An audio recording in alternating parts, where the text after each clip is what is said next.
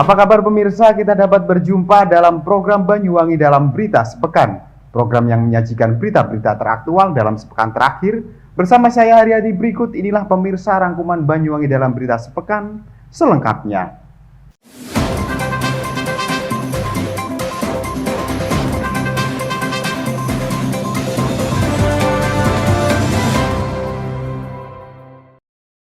Mengawali informasi yang pertama pemirsa, gara-gara tidak bisa membayar cicilan kredit, segerombolan debt collector mengambil paksa kendaraan milik Sugihartono. Pasalnya klien sudah mengajukan keringanan tunggakan karena terdampak pandemi COVID-19.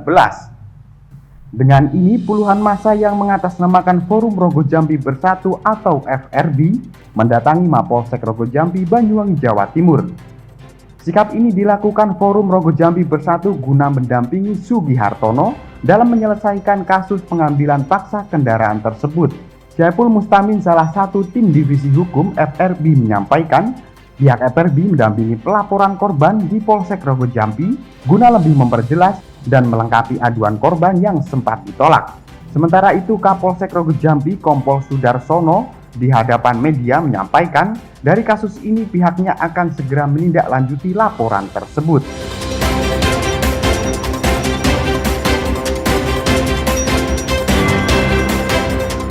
Pasca viralnya video yang diduga cabai palsu dan dicat yang tersebar di media sosial Facebook, Polresta Banyuwangi, Jawa Timur telah memeriksa 3 orang yang terlibat dalam video tersebut.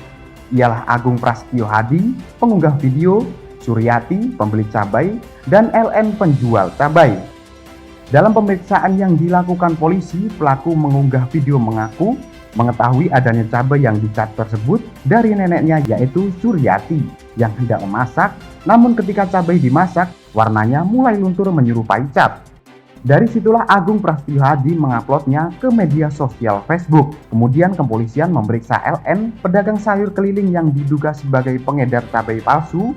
Namun LN tidak mengakui bahwa cabai tersebut berasal dari dagangannya. Karena dari 9 cabai yang ia jual, lainnya tidak mengalami masalah dan tidak ada yang diduga mengandung zat pewarna atau cat. Hingga kini kasus cabai tersebut masih terus ditelusuri dan membawa barang bukti cabai ke laboratorium untuk diteliti lebih lanjut.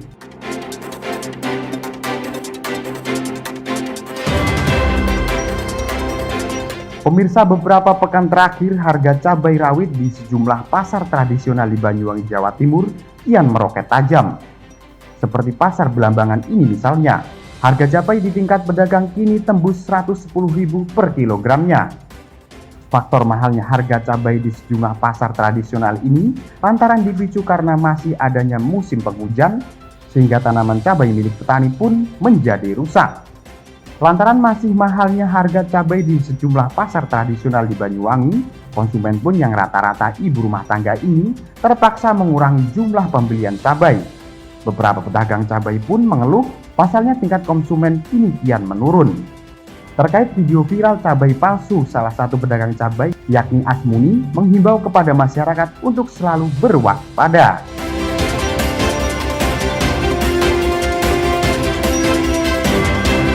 Masih mengenai harga pangan pemirsa, Komisi 4 DPR RI menolak kebijakan pemerintah pusat mengenai rencana impor beras. Pernyataan tersebut disampaikan langsung oleh Ketua Komisi 4 DPR RI di Pendapas Swagata Belambangan saat melakukan kunjungan kerja di Banyuwangi.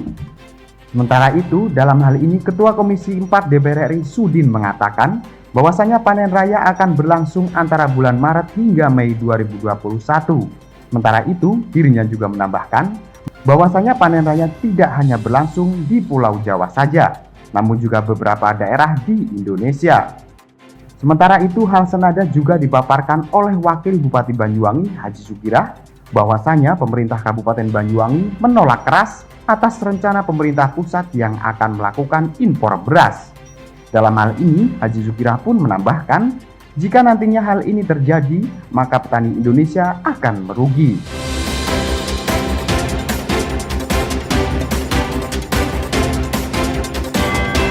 Pemirsa, wacana rencana pemerintah yang hendak mengimpor beras rasanya kurang tepat untuk saat ini.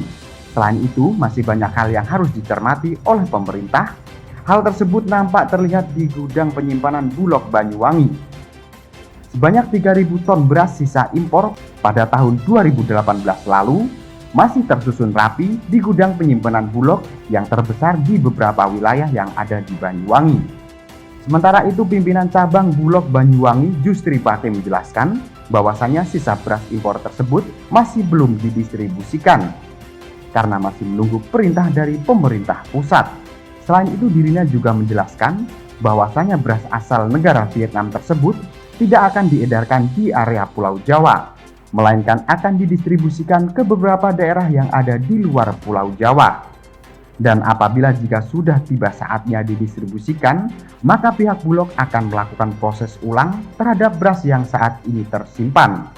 Proses ini dilakukan lantaran untuk menjaga agar kualitas beras tetap dalam kondisi bagus.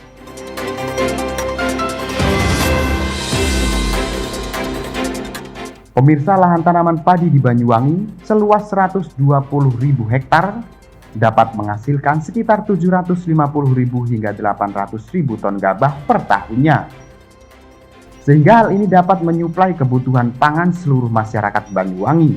Dengan demikian, Banyuwangi mengalami surplus beras hingga 350.000 per tahunnya. Banyuwangi merupakan salah satu lumbung padi Jawa Timur dengan luas lahan tanah padi 120.000 hektar per tahunnya. Ada beberapa kecamatan dan puluhan desa di Banyuwangi yang menjadi lumbung padi. Salah satunya seperti Desa Alian ini misalnya, dengan luas lahan padi lebih dari 400 hektar. Dengan produksi rata per hektarnya 7 hingga 10 ton gabah. Sementara itu, Kabid Tanaman Pangan pada Dinas Pertanian Banyuwangi, Ilham Juanda menjelaskan bahwasanya luas lahan tanaman padi di Banyuwangi 120.000 hektar lebih. Dengan luas lahan itu dapat menghasilkan 750.000 hingga 800.000 ton gabah per tahunnya.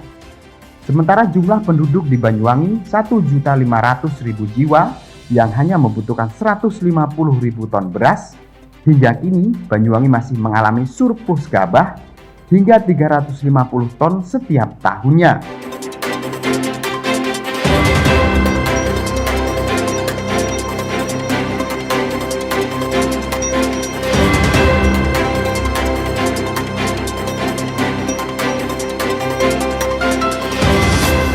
Demikianlah pemirsa Banyuwangi dalam berita sepekan minggu ini. Saya Haryadi mewakili kerabat kerja yang bertugas pamit undur diri dari hadapan Anda. Sayangi keluarga dan jaga kesehatan. Terima kasih dan sampai jumpa.